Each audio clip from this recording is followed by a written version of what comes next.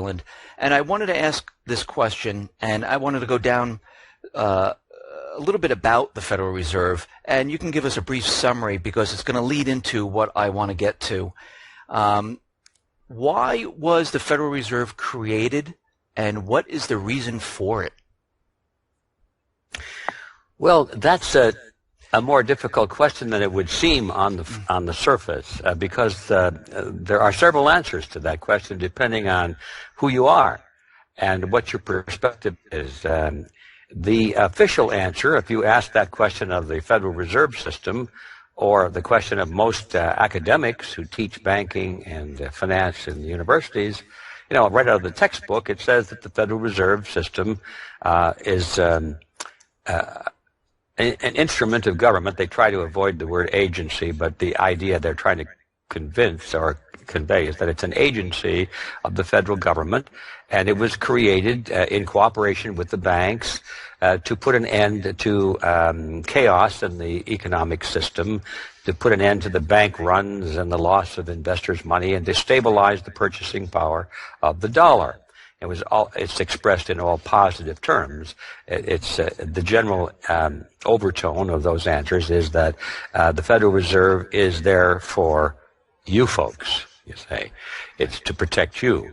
And no, that's not my answer to the question, and nor is it, in my honest view, it's not the real answer at all. Because first of all, the Federal Reserve System is not an agency of the federal government at all. When you analyze what it is, Dave, and it came as a great shock to me to discover this, is that it's a cartel. It's no different than a banana cartel or an oil cartel. It happens to be a banking cartel, which means it's an association of all the banks, but it's dominated by the biggest banks in the United States. And like all cartels, it has one purpose, and only one purpose, and that is to advance the financial interests of the members of the cartel. And when you understand that basic fact, it's the hardest one for someone coming onto the scene to get hold of. Once you get hold of that fact and internalize on it, then all the mystery disappears. All of the things that we read about in the newspaper, what's happening in the economy, what the Federal Reserve System is doing, why the economy is moving in this direction or that direction, why interest rates are going up, why they're going down, and so forth. What's behind this thing, inflation? Who's benefiting? Who's suffering from it? And all of these things, it always winds up that all trails lead to the banks. The old saying, follow the money. Well, it certainly applies in this case. If you follow the money, all trails lead to the banking cartel called the Federal Reserve System. And so when you look in the news and say, well, my gosh, Congress has convened today and they just voted another, you pick a number, $20 billion to do something good for you folks, as to stabilize the economy or do something positive. And you follow the money, it winds up in the banks. Either the banks are getting bailed out directly. We've certainly seen enough of that. The banks are going to fail. The banks are going to fail. Oh, heavens, we must do something about it because America will suffer if the banks fail. Now, we can come back to that topic later, perhaps. Maybe we might conclude that some of the banks need to fail in order to clean the garbage out of the system. But most people don't look at it that way. We must save the banks at all costs, and therefore Congress votes the billions and billions of dollars to save the banks. But they don't recognize, well, who creates the money to give to the banks? Well, the banks actually create the money to give to themselves, and that's the magic of this whole thing they created. This cartel is not only a cartel, but it's a cartel that has been given by a very stupid Congress back in 1913, been given the power to create the nation's money supply and to not have oversight at all by Congress or the Senate. In other words, the government just gave it over, this sovereign power to create the nation's money, gave it over to a private banking cartel. That's the essence of the tragedy we face today. And once you internalize that, you realize that all kinds of mischief, if possible, under such a condition. Men humans being humans. They'll look for a chance to exploit their fellow human beings, and if you give it to them on a silver platter like that, you know what's going to happen. They're going to exploit their fellow human beings. So these people have the power to create money at will. They have some rules and regulations, but they're very easy for them to manipulate. And if they don't like the rules and regulations which they created, they simply change them. So that's the way that one works. So these people have the power to create money with no limitation, and they use it for their financial advantage, and also to reward their friends and punish their enemies. So they become very active in the political world as well. If you have unlimited sources of money, you can buy politicians. Politicians are not that expensive. And when you're sitting on top of a huge bank, a huge, let's say, bag of money, like the banks are, you have plenty of money to buy politicians. And the first thing you know, under such a condition, the banks themselves become the government, or they become that hidden power behind the politicians, the hidden hand behind the throne, so to speak. So the banks are more than just bankers. They become world ideologues. They become creators of empires, and they start taking an interest in political affairs around the world, and they start to build empires. And it just gets worse. As you can imagine, if you put a group of people in charge of the governments of the world, and the voters themselves don't even know who these people are, have no idea how the system really works, and are living in a little dream world, a little fantasy world. They think they are controlling their own political destiny by going to the polls and voting for candidates, which months and months ago had been privately selected by this same group of bankers. The people realized that they were given a choice to vote between banker candidate A and banker candidate B. They'd begin to wake up to some of the realities of the world. Okay, I've wandered a little bit from your basic question, but that is the Federal Reserve. It's much bigger, much more interesting, much more threatening than it would seem if you just open up the textbook at the university and say, well, the banking system is run by the Federal Reserve System. Isn't that nice? Right. Let me ask you this. I mean, we've seen since 1913 till now, the Federal Reserve has had control of the system. And we see across the globe right now that the debt has grown astronomically. I mean, throughout Europe, in the United States. Can this debt be sustained? Because they're telling us everything's fine, we're in a recovery, everything looks A-OK. I mean, can this be sustained at this point?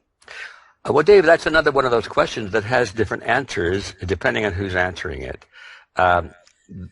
The classic answer, of course, debt cannot be sustained indefinitely, especially if it's growing. Theoretically, debt could be sustained if you could stabilize it, and you had the income-producing capacity to generate the interest on the debt, and yet you didn't go any further into debt. A lot of Americans have been living at that margin for quite a while. But when it comes to nations, debt is never stabilized. It always expands. Because the nations themselves create debt, and so there's no incentive at the political level to sustain it or keep it under control. They want money to buy votes and to do all of the programs and conduct all the wars and anything they want to do. That takes a lot of money for these politicians to run a government, you know. And they found out a long time ago that if they try and collect it directly from the citizens through taxes, there's always a tax revolt. And so these politicians are out on their ear. And so they found out that there's a better way to collect money from the citizens, and that's not through direct taxes at all. It's through inflation. And that's where the central banks come into the picture. Central bank is kind of a code name for this relationship between the private banking cartels and the governments. When those two come together, they usually call them a central bank. They kind of throw us off the trail, I guess, off the scent of what it really is. But whenever these central banks are in charge like that, that's always what happens. The governments use them. They become part of them. It's like a partnership. And first thing, you don't know who's in charge here. Is it the banks or the governments? And finally, you wind up, it's the banks, really. But anyway, they create as much money as they want for these projects, and they know that they can not have to worry about the money because they just get it from the citizens through inflation. And the citizens are blaming each other. Oh, it's those bad farmers. They're charging too much for their food. And the farmers say, oh, no, it's the middleman. He gets all the profit before he delivers it to the store. And the store say, well, the labor unions are killing us because they keep raising labor rates for our clerks. And everybody's pointing the finger at each other as though somebody else is the cause of inflation, when in fact, when you look at it, it's so clear the cause of inflation is that the banking cartels and their politician partners are simply creating money so fast that the value of each unit of money becomes less and less and less. It's as simple as that. And so when governments get involved in this thing, debt is never stabilized. It always increases until historically, looking at the big picture, until the system is destroyed. And these people really don't care. Well, they may at some intellectual level care. Oh, yeah, this is not going to end well, but I can't do anything about it, they probably say. I mean, I'm either going to benefit from it or I'm going to suffer, so I might as well benefit from it. Totally pragmatic. They don't have any convictions. Just as long as I got mine and I'm living well, it's too bad about the next generation. And so people sort of always run the systems down that way. You can go all the way back to Greece and Rome and all the way back to Egypt, all the way back to ancient China. This story has been told so many times in history that we know what's going on now. We know how it's going to end because it always does. The forces are such that it has to end in collapse. And the people benefiting from it on the ride down know that. They probably prefer not to think about it very much, but they know it. They're not stupid. But they just feel that, well, for whatever reason, maybe they think they can't change it, but they're going to benefit from it and ride it for all it's worth. And when we hit the bottom, well, then we'll see what happens. That's it. And it's a terrible situation, and we can reverse it, of course. There's still time. But we can't do so unless the American people or the people of the world wake up to the name of the game. So right now you think that we're heading into a collapse type of scenario from what you've been seeing and what you see the central bankers doing at this point? Well, I don't think that. I know it. I mean, it's how can you say we're not? I mean, it's a question of, you take a look at let's say somebody's been in a terrible accident and he's at the side of the road and blood is gushing out of his neck. He's got a terrible tear in the neck and the blood is just pumping out.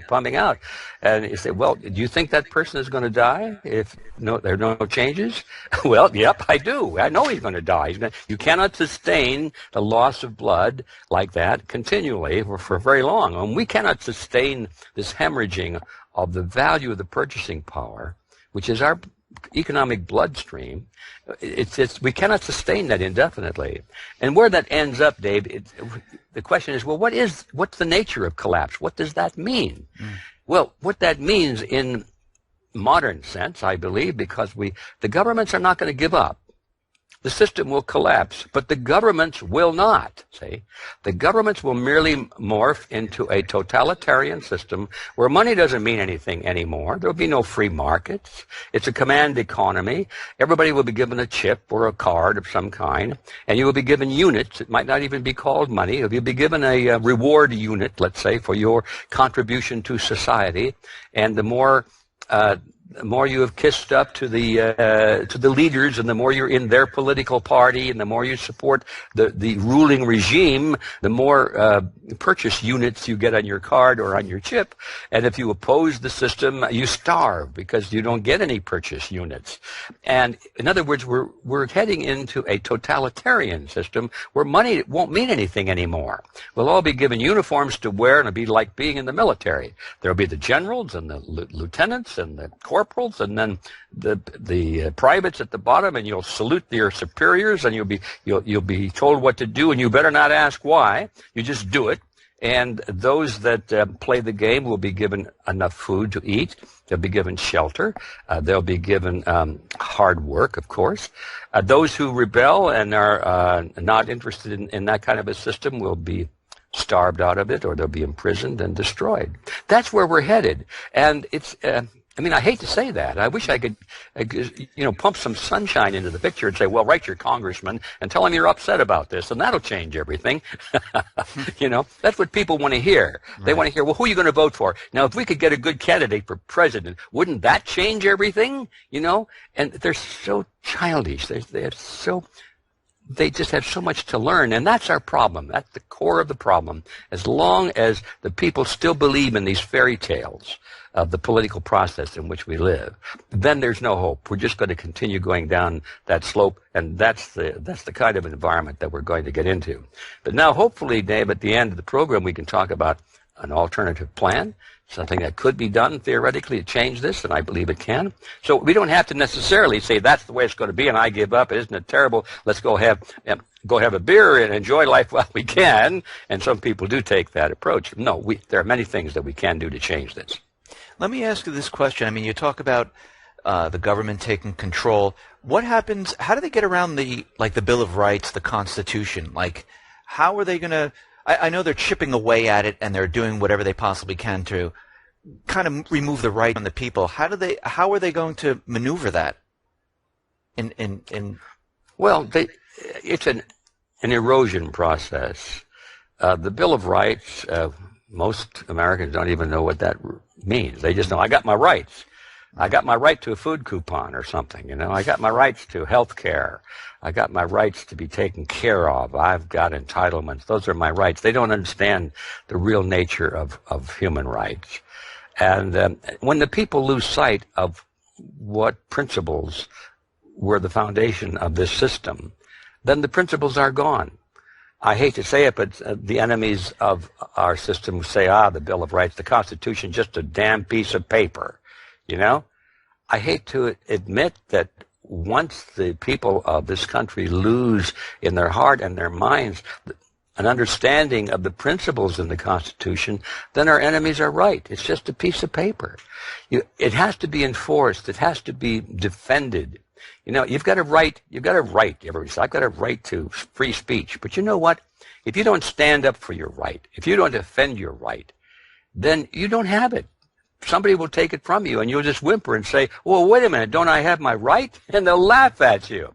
They're standing there with a machine gun, and they say, oh, you got a right to do what? Shut up and sit down or you're dead. That's what happens in the system. People think that rights are something magical, that they're just in the air, and if you can get a good breath of it, well, then you got your rights. No, you have to defend your rights. First of all, rights have to be earned on the battlefield. That's where they come from. And they might be granted by God, they might be intrinsic in all the philosophical discussion, but we wouldn't have any rights in America if our founding fathers had not won those rights on the battlefield. See? Rights always come from a struggle. And they come from a bloody struggle. And the winners have the rights. The losers have no rights. And that's a reality we have to understand. So we inherited these rights that were won on the battlefield. And we think that, if we just go and eat our pizza and go to the movies and watch Dancing with the Stars, somehow those rights will continue to exist forever. Well, they don't. They have to be understood, they have to be cherished, and they have to be defended all the time. Every generation must defend its rights or it will lose them. So the short answer to your question is Americans have lost their rights because they don't understand them and they have not been willing to defend them. So you don't think the people today will have the ability to say, you know what, enough's enough, we're not going along with this? Or you think they're just too complacent in their everyday lives and they don't really want to pay attention to that? Or they just don't care? Yeah, there's certainly truth. The sound has the ring of truth to it. I would say that most people are in that category. They're concerned, but they're not that concerned. They're not willing to stand up and defend their rights at the risk of some harm to themselves, harm and reputation. I don't want everybody to think I'm a nutcase. I want to be respected in my community. I don't want anybody to say, oh, there goes the guy that's always talking about rights, you see. They'd rather be a good old Joe and not have any controversy in their lives than stand up for something that's really important. It's all about appearances and getting along and how am I looking, all this sort of thing. Most people, I'm afraid, are in that category. I'm not sure it's intrinsically natural for them, but that's kind of the way the system produces us. We come out of the school system that way, being taught, be good citizens, go along, don't make waves, don't make trouble, don't question authority. We're taught that. We're taught that it's not good to be out of line. Be in line. What do they call that dancing routine? It's country western dancing. Everybody gets in a line. That's kind of a poster dance in my mind of American attitude. Let's all get in line and do everything exactly the same, and don't ever miss a step. Don't be different from the guy next to you. Well, I don't think that's intrinsically natural to us, but some people seem to be more adapted to it than others. But now the good side of that story is that it's not too serious, because it's always been that way. And it always will be that way. The truth is that societies are always led by a dominant few, not the majority. This myth of the democracy myth of 51% of the vote being the way everything should be decided, and even truth should be decided on 51% of the vote, it's absurd. Because the truth is that every system of history has always been determined by probably, I'm going to guess, less than 1% of the population. You don't have to look any further than the American experiment, the American Revolution, to see that principle in action. Certainly, well over 90% of the population, I think about 99% of the population, really wasn't involved in the Revolutionary War. Right. They were sort of sitting on the sidelines, waiting to see which side was going to win. Whichever side won, that's the side they were going to say, well, that's the side I've always been on. I was always a loyalist.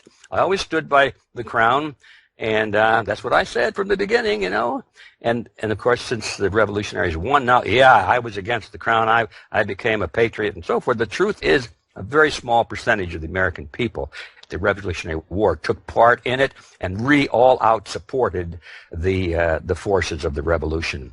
Now, it just was a great stroke of good luck, I think, for our country, that the men who were in the parliaments of the colonies were all of sort of a like mind. They came out of the same environment, educational environment. They'd read all the books by Locke. They'd been in Europe. They'd studied the philosophies, and they all had this.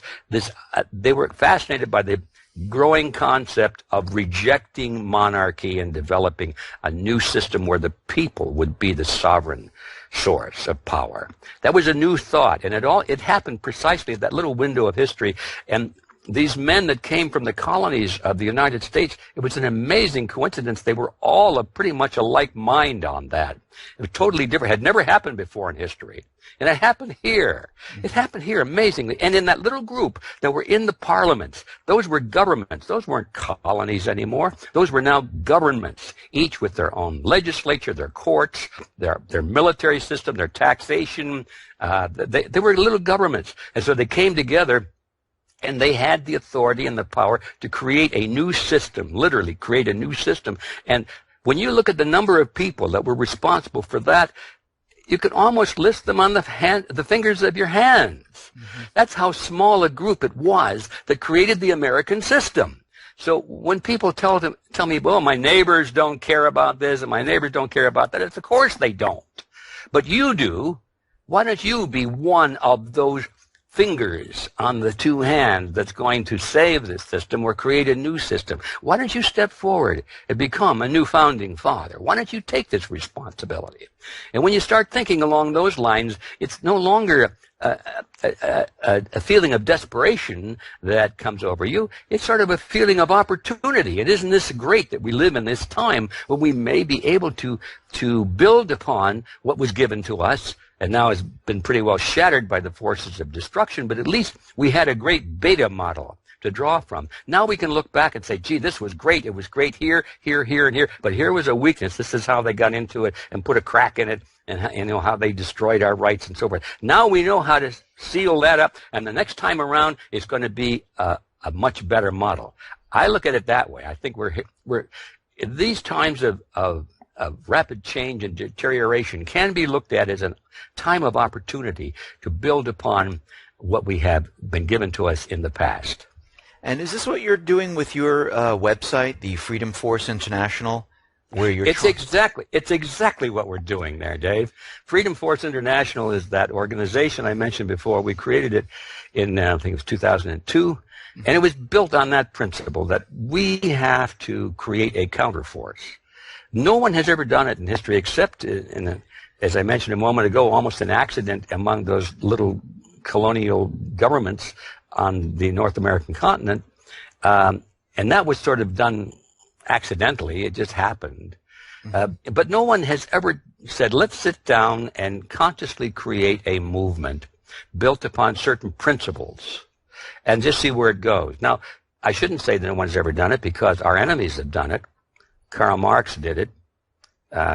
Mao Zedong did it. Adolf Hitler did it. All of the collectivists of history, they come up with a proclamation, a manifesto, so to speak, a Mein Kampf, and they say, this is what we believe, and this is the kind of world we want to create, and this is how we're going to create it, and these are our strategies, these are our objectives. Will you join with us to do it? No one has ever done that on the side of liberty. And so I thought maybe it's time for that to happen, and that's what the philosophy is behind Freedom Force International. And for those people who want to go to his website, you can go to wp.freedomforceinternational.org. Let me ask you one last question. I don't know where you stand on this, but you hear about Common Core, the new educational standard for the entire country. What is your opinion on it? Do you have any opinion on that, or? Well, I do. It's not my my hard subject of exploration, but it's certainly clear to me, if you stand back from the details, that the Common Core is merely another name given to the overall objective of education for the last 5 or 6 decades, and which is to dumb down its students, and not to educate them, but to program them. And so it's not really new. It's got a new name, but it's got some new bells and whistles on it. But if you look at the overall objective of all of these programs, you know, Common Core, and you've got outcome-based education, and you've got progressive education, all these different words and themes come along, and it seems to be trendy for a while, and then that's phased out, and then there's a new theme. But they're all based on the assumption that it is the obligation of the state to train young people in society to be good, they call them citizens, which means they should be trained to obey the state. They should not question authority. They should look to the state for the solution to all problems. They should respect the state, and they should obey the state and not make waves. That's pretty much it. They don't want these students, most of them, to be too well educated in the classics. They want them to be good engineers. They want them to be educated well enough to do manual work, to run the machines, or to design the machines. But they don't want them educated in the fields of philosophy and real political science. They don't want them to be objective thinkers and that kind of thing. And when you look at education, not just in America, but around the world, you can see that is definitely the pattern. And so that's my short answer to that one.